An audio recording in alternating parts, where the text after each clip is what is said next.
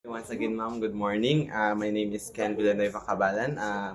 I am a STEM student from Bukbuk National High School, and we are assigned to do the immersion or the work immersion here in DNR, specifically the Centro Don Carlos. And for the first day of the immersion, we really thought that we're going to do the actual practical job, which are going to be applicable to our skills as a students. But what I really don't realize that even though in a workplace, you can still learn a personal lessons that will be applicable to you as a student or as an individual who's still learning.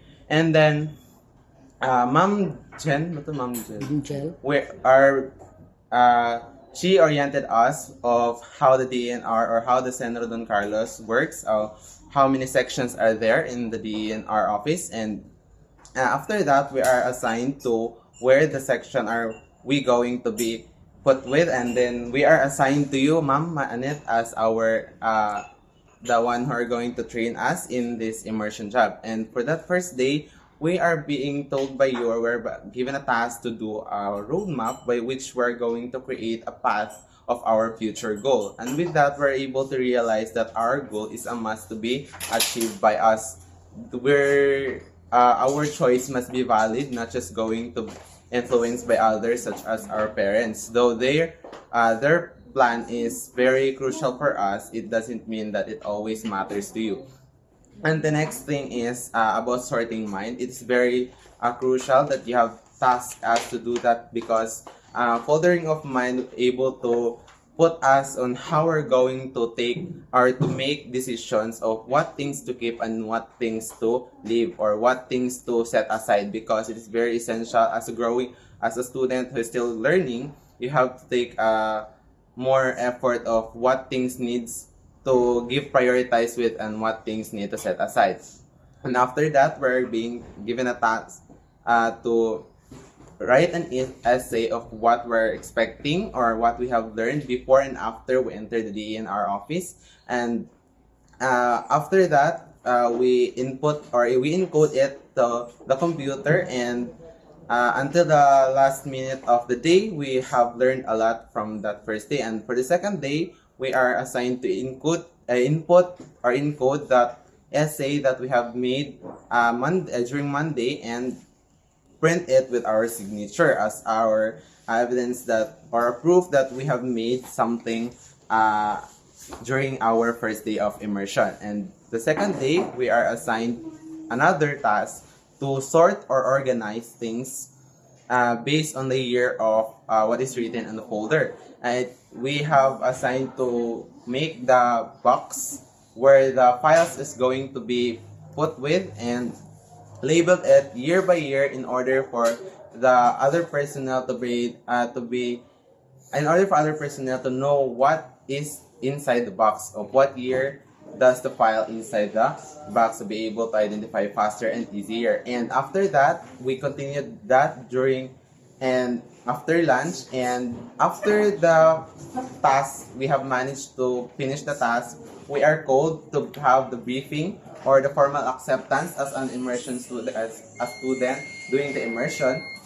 And we're given a formal acceptance by which ma'am and the officer of Centro were able to give us motivation and advices to how are we going to do the work here in the DNR. And we're advised and given a chance to experience the field trip soon if we're going to, or if there's a task of the DNR to move somewhere else. That would be all. Thank you. So, good morning, ma'am. My name is Bea Salvidad. So, the first day, nag-assign mi dali sa DENR. Then, na-assign mi sa imo, ma'am Anit. So, sa first day na mo gibot, just like what can say that imo mi gipabuhat og mga kanang pabuhat mi nimo buhaton nga naa sa mo ang personal nga kuan kung unsa among buhaton, kung unsa among i-step aside, then imo po din mingitudloan sa 5S. Then pagka Tuesday nag practical sa gipang kuan namo, ang gipang arrange namo ang mga dapat kuan, ipanglahi, ipamuan na mo. Then pagkakaron maggulat mi sa amo ang kuan sa isugon mo. That's it? That's it. So, good morning, ma'am. I am Micaela Lindy Abadan. I am a STEM student. Nag-assign ko diri sa DNR. Diri mi nag-immersion sa branch sa CDS. So, CDS is Conservation and Development Section. So, in the first day of our immersion or duty here in DNR, among gi-task mi sa gi-assign mi ni Ma'am Coco nga maglahi sa mga important files nga gilahi na mo ang complete files o ang incomplete files. Kauban ako si Hazel Estrada. Kami duha ang naglahi sa complete files, nagkakuan ni upat ka folder nga complete files, tas isa ka incomplete folders, tas kuan dayon isa ka kaning mga other important documents nga dili related atong mga files na mo gilahi. After na mo gilahi, after we separate the important files, i-assign na pod mi nga mag-evaluate sa mga stocks nga nabilin para turn over diri sa ubos gikan sa second floor. So among gi-start mi sa office supplies, electrical supplies and medical supplies. Among gibuhat pinakauna is ilista na mo ang iyang article, which is ang brand or ang name sa product, dayon ang description niya, tas ang stock number o ang unit of measure. So after na mo gikuha na mo dito sa babaw, giuna na mo sa babaw, gisunod na mo mga ink, mga different nga products. Tas after dayon diri din sa ubos, diri mi sa likod sa conference room, nagihap gyud sa stocks. Tas after then gikuyugan din ni Ma'am Chel ug Ma'am Coco nga mag-ihap sa mga stocks na nabilin dito sa bodega. So after din kaning pagka Tuesday assign mi diri ni Kalman, assign ka namo diri gahapon nga maglahi din sa mga folder. Agi-arrange siya mo ang number niya, tas based on the year po. Pag after dayon kay kaning kauban ako si Raquel, si Hazel nga mag-arrange sa mga other nga important files nga ibutang sa babaw, i-arrange so kay moment to nakabutang dito sa iyang mga dapat ibutang kay naman dito ang year niya. Tas after din ato gi-assign din gitawag din nila among kauban ni immersion nga nasa sa gawa si papuli mi sa dito sa amin sa kami ang sa visitors, kami mag-entertain sa visitors na ay visitors anto naabot og hapon. Tas pagka hapon dayon na then mi welcome din mi sa among deputy og ang chief diri. Hello, I am Hazel Grace Estrada. I am currently studying in Bukbok National High School, and I am a STEM student.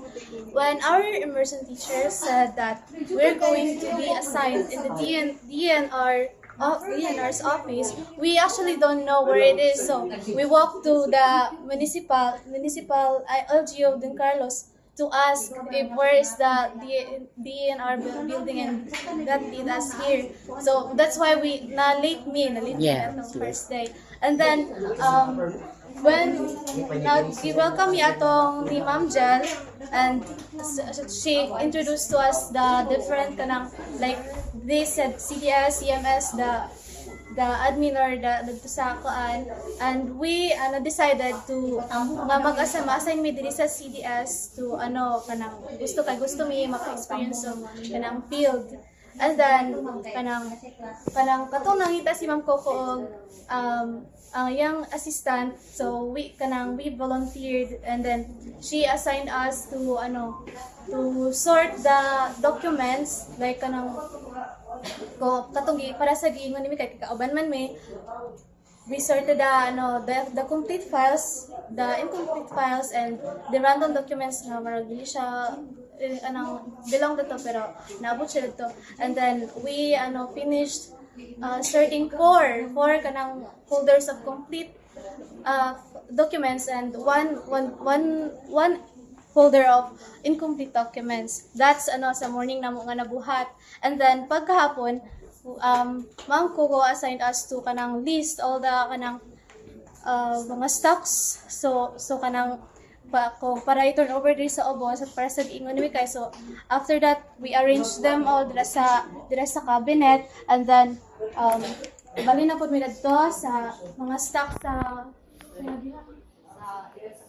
likod sa conference room, and then dito sa bodega para i-list. And then pag kumana mo og list, among i-encode, we encoded it sa laptop ni Ma'am Coco for para ay maput yung i-assign. So we finished that for and after that, ikaw ma'am, nag-assign mo pag sa katong mga bond paper nga pwede pa magamit.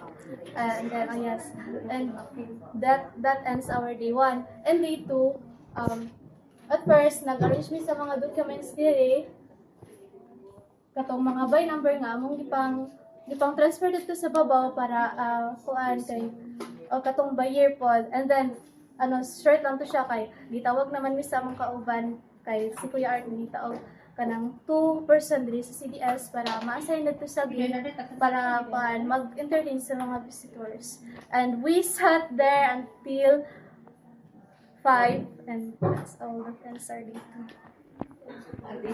Good morning, everyone. My name is Micaela de las Aras. Nablank ko na. So, my first day in our immersion in DNR, which is kanang Orient Minimum Gel. Yes. Sa kung unsa nang mga opisina na dire, tas ilang introduce sa office nga which is kanang forces, CDS, admin, sa atong recorder, mga sukat. Then among gipili nga makuan ma-assign mi kay CDS, which is Conservation and Development Section.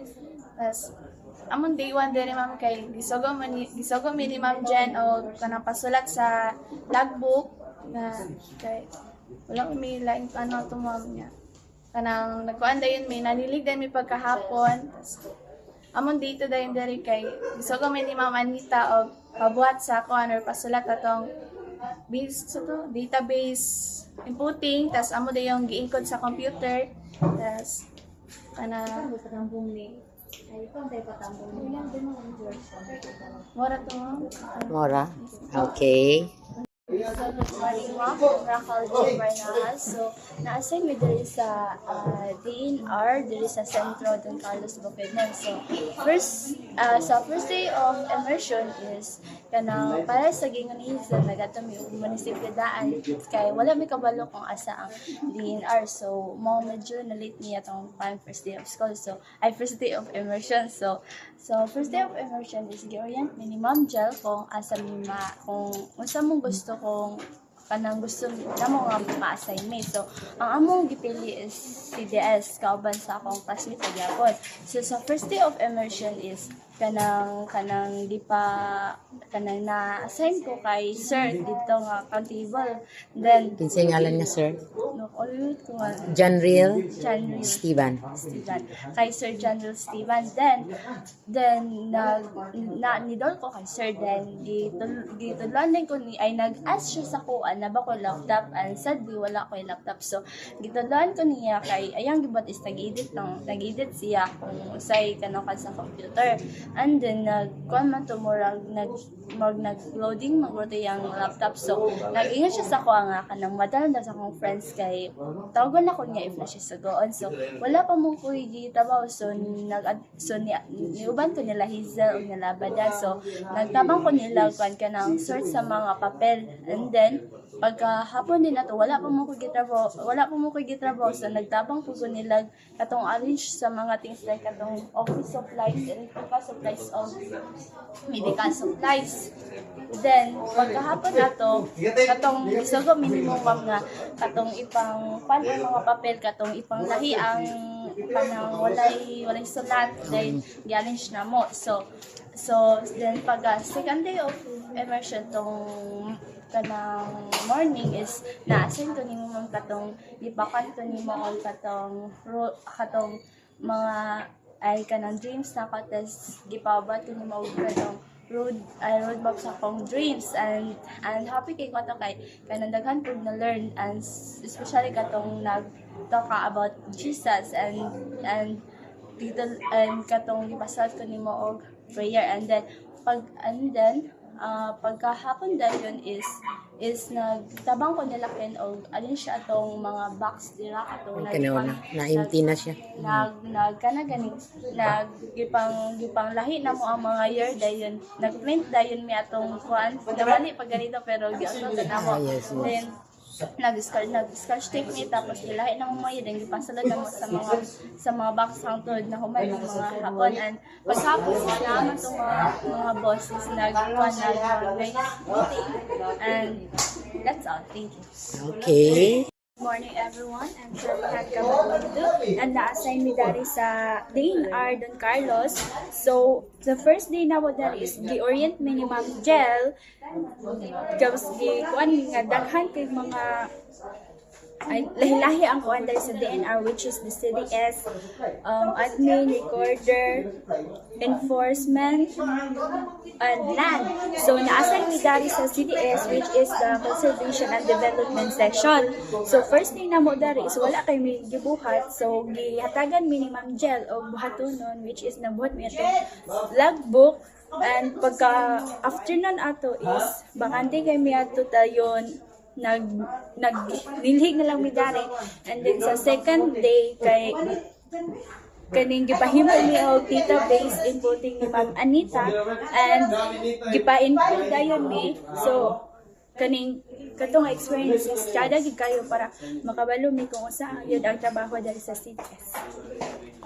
So, start now. So, good morning everyone. My name is Mary Jean Dipoleran. I am a STEM student currently studying at Bukbuk National High School, and we are here for our immersion. So, on the first day sa among immersion is Ma'am Jel give-orient mi ni Ma'am Jel, which is she introduced sa part aning DNR, which is CDS, enforcers, then admin, and uban pa. Tapos kuman ato which is gi-assign niya diri sa CDS, and then wala pa man amo ang kanang wala pa man si ma'am. So we're instructed to write sa logbook, which is tinabangay min tulo sa akong mga kauban. And then pagkuman is Sir Judy assign me kanang gi-instruct ko niya para mag-print sa mga papers. Then Ma'am Anita is taught me how to use the computer, and then Maura. And then second day is Ma'am Anita instructed us to make to write the database, and then kanang nag-encode mi ana, tapos isulat namo, tapos manato kay Nora. Thank you.